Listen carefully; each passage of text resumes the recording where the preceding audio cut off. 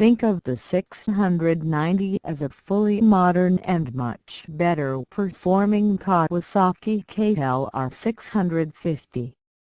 Its chassis, suspension, and engine are way more advanced.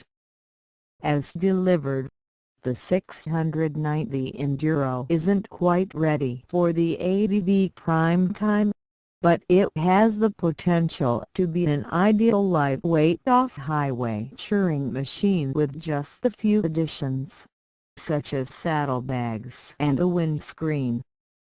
As is, the 690 makes a good urban commuter, easily fast enough to hold pace on the highway.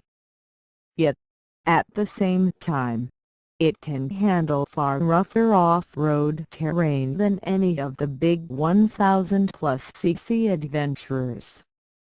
One of the first things we noticed was our test bike's poor turning radius, so we busted out the wrenches and adjusted the stops, which made a huge difference when riding off-road. At a claimed 306 pounds dry, and with a seat height almost 2.5 inches lower than the KTM 500EXCs, the 690 is easy to manage on tight single track. Suspension is by WP, with almost 10 inches of travel front and rear,